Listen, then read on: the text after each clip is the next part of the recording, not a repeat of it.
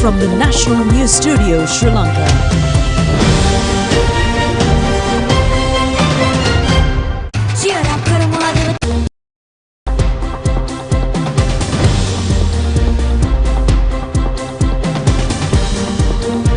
Good evening. This is the National News Broadcast coming to you live from the Rupavahini Studios. I'm Sharma Mascarenhas. I'm Charita Vinipurarachi, and now let's move on to the headlines for tonight's news.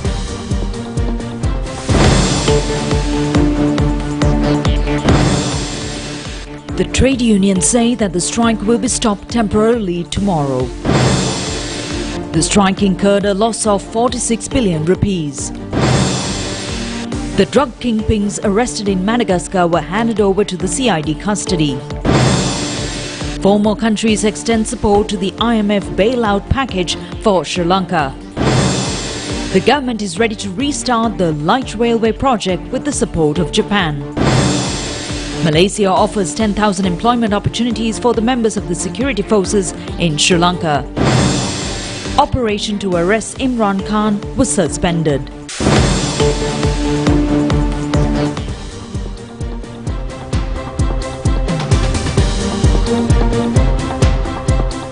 On to the stories in detail now, starting off with local news. The Professionals Trade Union Forum says that the island-wide strike will come to end temporarily at 8 a.m. tomorrow. At a special media briefing held today, the representatives of the forum said that the decision was taken as the president expressed his willingness to consider their demands. Trade unions of many sectors started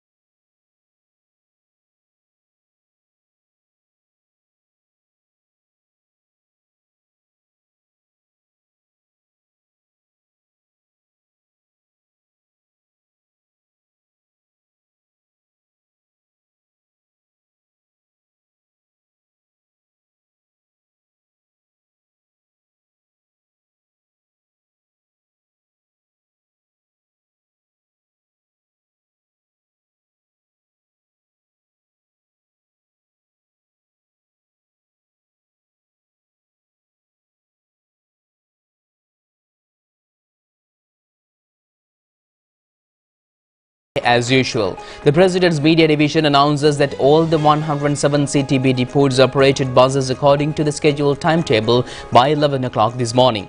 CTB Chairman Lalit De Silva had confirmed that only one trade union out of the 8 of the CTB joined the strike today. President of the Lanka Private Bus Owners Association Gamunu Vijayaratne stated that the strike is not successful today. Employees of the state and private banks also engaged in trade union actions today.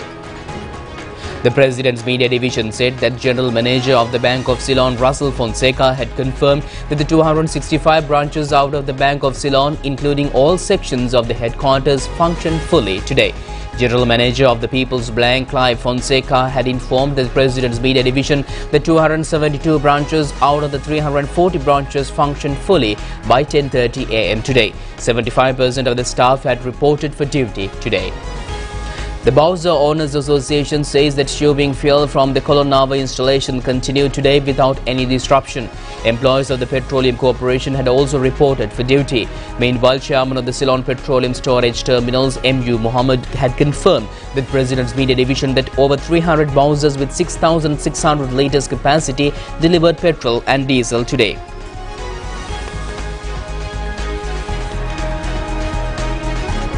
Cashiers Association of the Ceylon Electricity Board had informed the General Manager of the CEB that they would not engage in any trade union action and extend their support to strengthen the country's economy.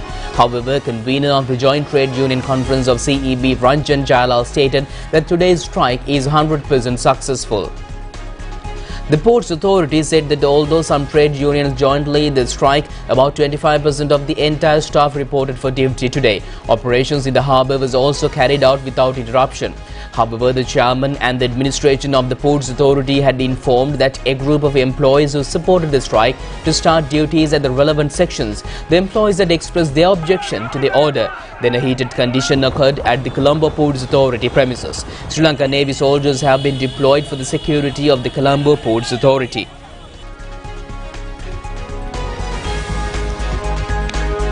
Co-Secretary of the University Joint Trade Union Committee, Ruwan Kumara, stated that all the 17 universities, including the Peradeniya University, extended their support to the general strike.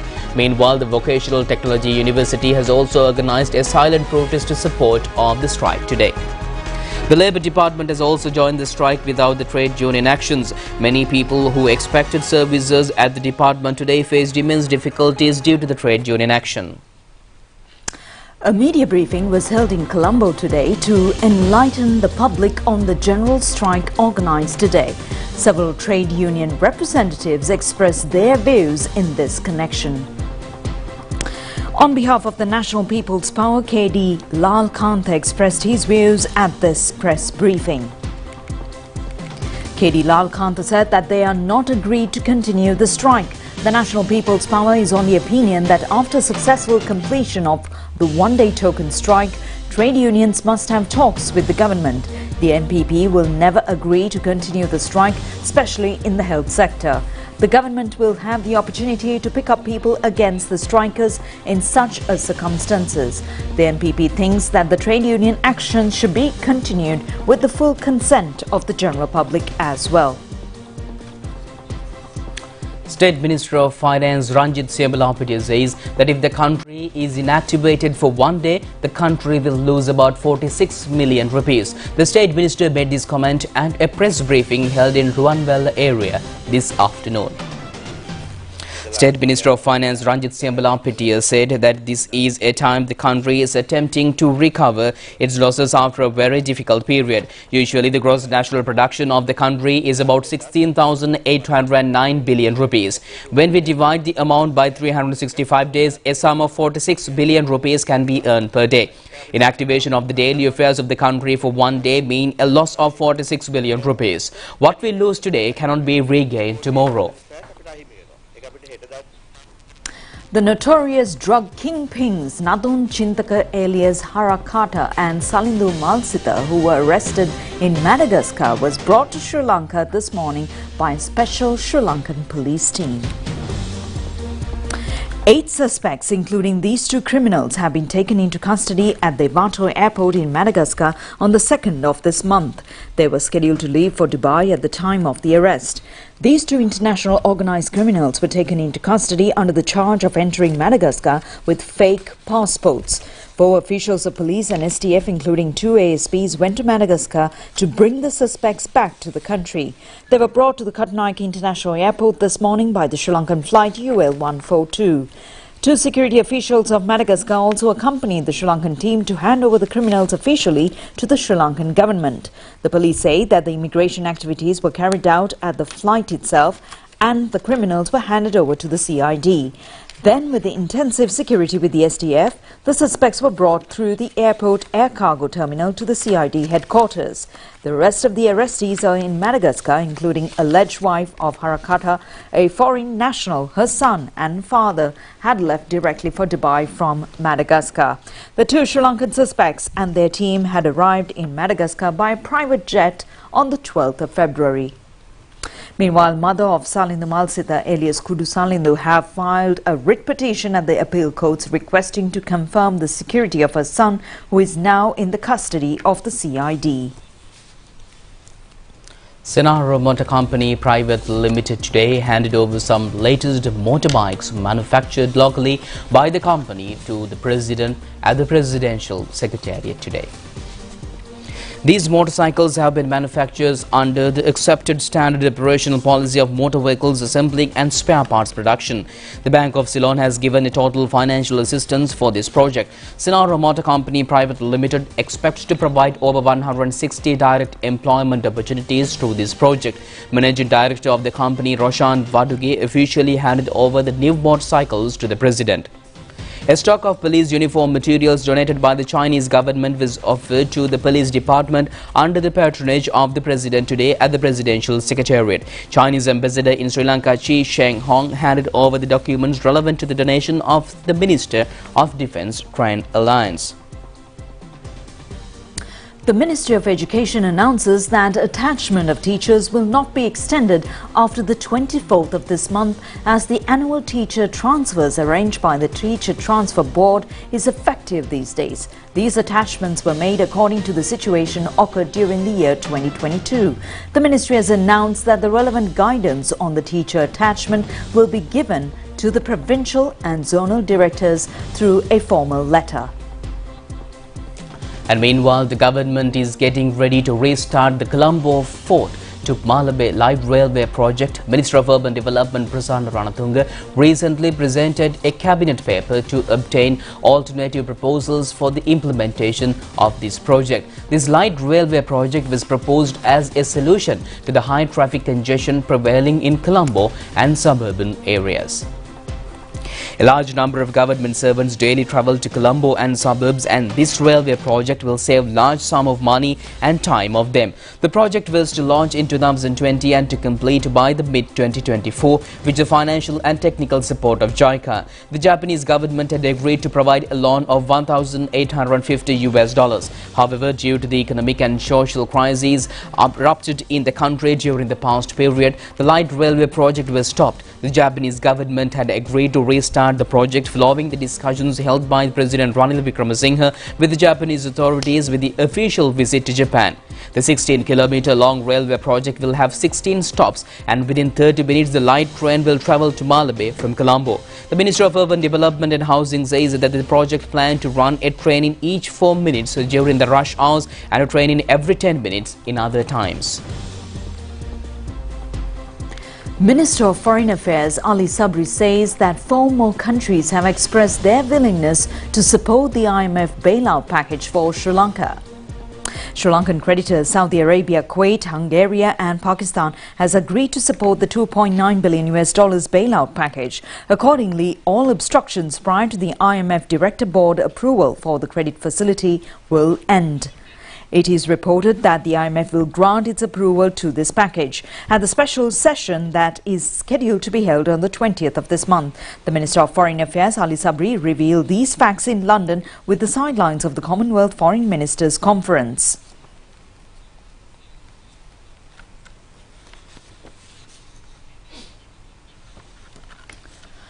President Ranil Wickremesinghe yesterday wrote an open letter to an official bilateral creditors of Sri Lanka with multiple appeals and assurances ahead of next week's Executive Board consideration and the approval of $2.9 billion, a four-year extended fund facility. The letter contains clarifications aimed at providing comfort to the all and enable Sri Lankans to progress swiftly to the next stage and the debt treatment negotiations. Following in the full text of President Wickremesinghe's open letter, it was with great satisfaction and sincere hope that he welcomed the announcement made last Tuesday by the Managing Director of the IMF, Kristalina Georgieva, that an IMF Executive Board meeting will be held on the 20th March 2023 to consider and hopefully approve the extended fund facility arrangement we requested as a part of Sri Lanka's efforts to restore macroeconomic stability and debt sustainability. The President said he would like to praise his diligence and express his gratitude to the Paris Club creditors and Japan in particular, and to India and China for enabling the cooperation required to arrive at this point and implicitly delivering IMF compatible financing assurance, as well as other creditor countries which answered the Paris Club creditors' call to join them. The President would also like to thank the Paris Club Secretary Secretariat for supporting these efforts. Since talking efforts last office July, Sri Lanka's government and had been engaging in good faith with all of you, providing all the necessary information to enable you to make a proper assessment of our debt situation and the required efforts to close our funding gap and restore the debt sustainability. Foreign Minister Ali Sabri, who is on an official visit to the UK to participate at the 22nd Commonwealth Foreign Ministers meeting, attended a number of events commemorating the Commonwealth Day on the 13th of March 2023. The main event was the Commonwealth Day service at the Westminster Abbey, in which His Majesty King Charles III, Queen Consort and members of the royal family attended. Venerable Dr. Bogada Seelavimala and Chief Sanganayaka of the Great Britain and the Chief Incumbent of the London Buddhist Vihara invoked blessings on the Commonwealth of Nations and its people on behalf of Buddhists during the service.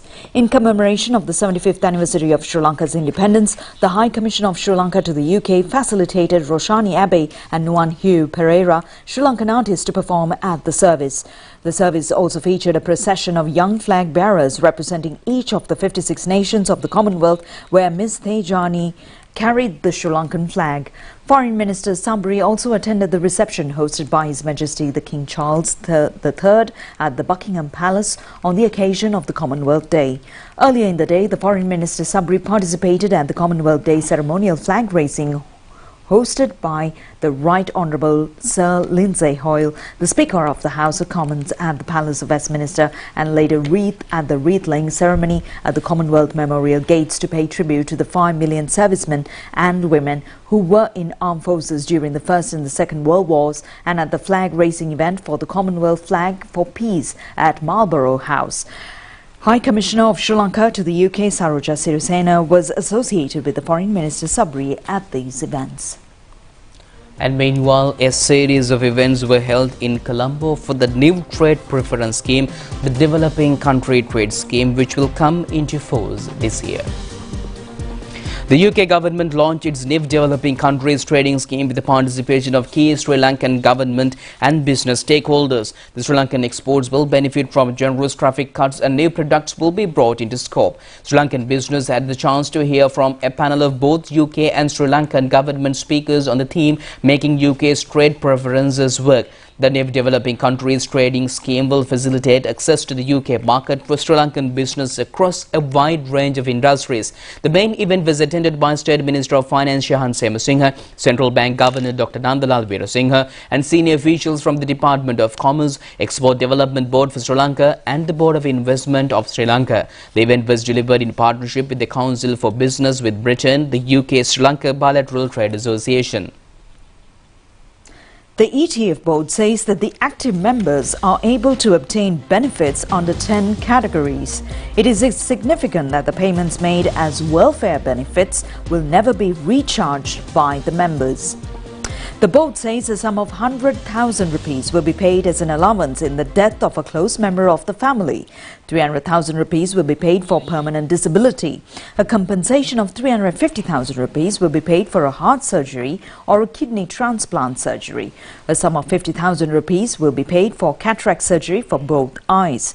In addition, 7 other benefits will be available for the members. The members are able to withdraw the balance of the account upon completion of 60 years.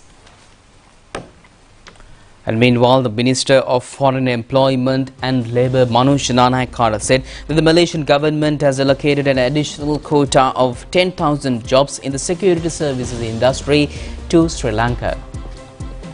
The minister and the new quota is in addition to the existing quota of 10,000 employment opportunities already allocated for Sri Lanka. He made these remarks while attending an award ceremony in Colombo yesterday. He further said that the country has been able to secure development opportunities from the Malaysian government. Initially, a quota of 10,000 jobs has been approved by the Malaysian cabinet with the possibility of being increased up to 100,000 jobs. Minister Manu Shananayakara revealed that the latest employment opportunities have been secured under the government government-to-government agreement. The minister stated that our target is to secure $1 million through foreign remittances via foreign employment. A record number of migrant workers will have to be dispatched for this purpose, and it is the responsibility of the recruitment agencies. He added that the government will take responsibility for the welfare of those travelling overseas for employment. The minister added that the Foreign Employment Act has been amended to include the welfare of Sri Lankan migrant workers while removing those who were involved in violations of foreign employment. The Colombo Stock Exchange mobile app was adjudged as a winner in the category of Business and Commerce by the E-SWABHIMANI Grand Jury at the E-SWABHIMANI Awards 2021, which was held recently. The E-SWABHIMANI is an initiative of the Information Communication Technology Agency of Sri Lanka. It aims at recognizing excellence in digital application creation. Launched in the year 2009, E-SWABHIMANI, the 2021, is the 11th consecutive year of celebration which local digital talents will be recognized and promoted in national and international platforms. CSE mobile app is a joint effort of the Colombo Stock Exchange and Securities and Exchange Commission of Sri Lanka and commenced with the objective of identifying measures and mechanisms required for the Colombo stock market to conduct its core activities digitally. The CSE mobile app operates in all 3 languages and provides a plethora of services of its users. The opening of a CDS account, educational content about investing and trading, convenient access to the CSE stock market reports, corporate news, CSE digital services, all upcoming events and ability to subscribe to the latest initial public offerings are some of them. On to more local stories, the Vietnam ambassador to Sri Lanka, Ho Thi Thang Cruz, says that both Sri Lanka and Vietnam should focus on developing policies toward the technology and digitalization. She made these remarks while addressing an event organized by the National Chamber of Commerce, Sri Lanka, today. The National Chamber of Commerce organized a discussion on bilateral trade and investment with the ambassador of Vietnam to Sri Lanka. The Sri Lankan ambassador in Vietnam took part in the discussion via an online platform. Commercial Council of Vietnam Embassy in Sri Lanka also participated in the discussion. Addressing the gathering, the Vietnam ambassador made these remarks over similar challenges faced by both the nations in the past and the opening up of the economies to the world subsequently. The Sri Lankan embassy to hand over. Vietnam and Sri Lanka hold resemblance in numerous areas, from the ground level societies to our role in the international context. Both our economies was once challenged by decades of wars and conflicts. Then we embraced market economy and opened up our countries to the world. At the same time, both Vietnam and Sri Lanka sectors such as agriculture, international trade and tourism plays vital roles in the societies, being key pillars in our economies. And currently, our 2 countries focus on further reinforming our policy towards technology, digitalization, green economies, and export orientation. So in this context, it is important that we explore our opportunities for further cooperation in all possible aspects, including trade and investment. The diploma awarding ceremony of the National Institute of Labour Studies was held at the BMICH yesterday. The ceremony was held to award diplomas for the students who have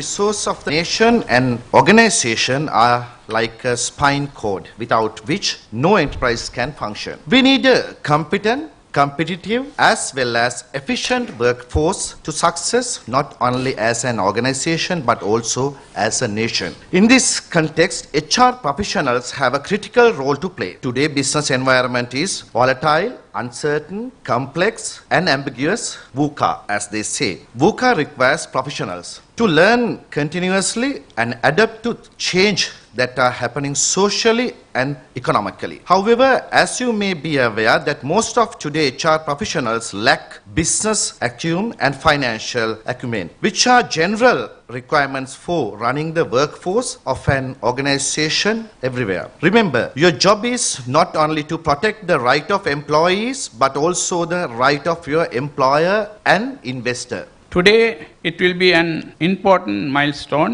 as 180 diploma holders in human resources management, labor law, and industrial relations will receive their, as you know, a harmonious relationship between employees and employers contributes to economic growth and development. This leads to an increase in efficiency, not just in organizations, but in the economy at large. Greater efficiency, in turn, leads to higher productivity and growth.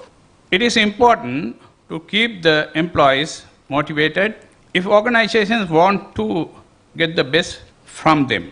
When members of an organization share positive relationships, employee productivity, engagement, motivation, and morale tend to be much higher. In this way, there is an urgent need to develop professionals with knowledge, skills, and attitudes who can establish industrial relations well. In other way, human resources management is a very important function in every organization. The Elder Odyssey, the special tourist luxury train, has featured in the travel page of a national British daily newspaper, The Telegraph, recently. The article under the heading "Sri Lanka has a new contender for the world's most scenic railway journey" is written by a travel writer at Rainbridge. During the journey of Elder Odyssey, the train stops in interesting sightseeing tourist hotspots, allowing the passengers to immerse with the scenic beauty of the country. The writer has shared his experience over the journey and relished scenic stretches along the railway line. The Elder Odyssey was introduced by the Railways Department last year as a tourist-friendly luxury train service along the country's main line, which was built in the period of British rule, linking Colombo and Badulla. Stay tuned with international news after this break.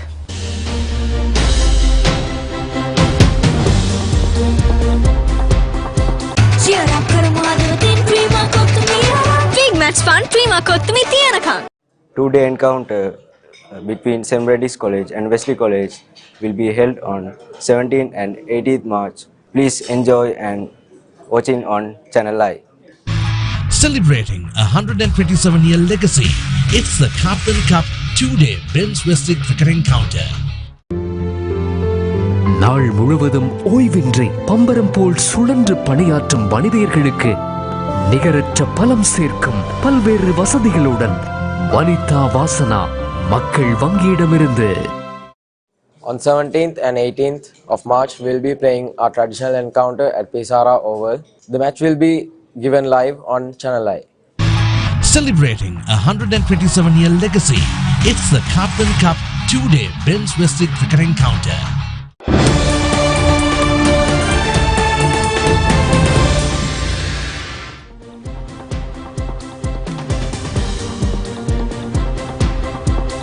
On to foreign news now. A court in the Pakistani city of Lahore has ordered the immediate halt of a 2-day operation to arrest former Prime Minister Imran Khan until Thursday morning.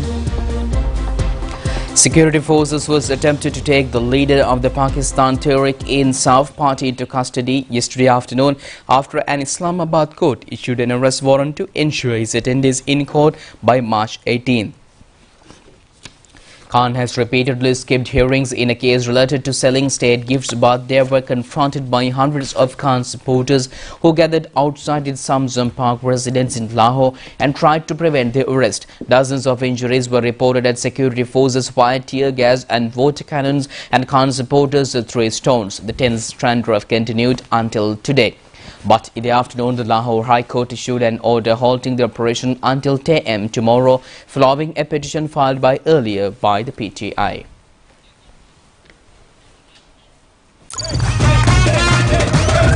Prima Kotami, Fantamai.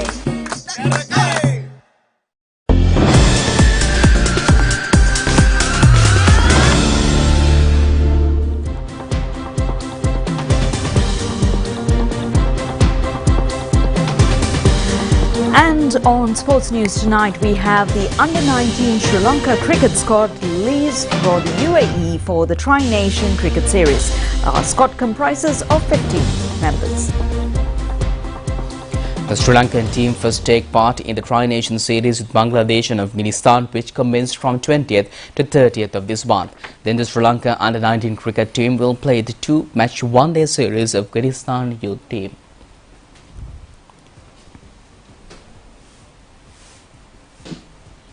A special table tennis training session was held at the St. Thomas College in Mount Lavinia recently.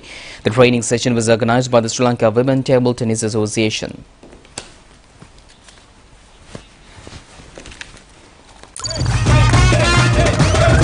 Prima Katumi Fantamai.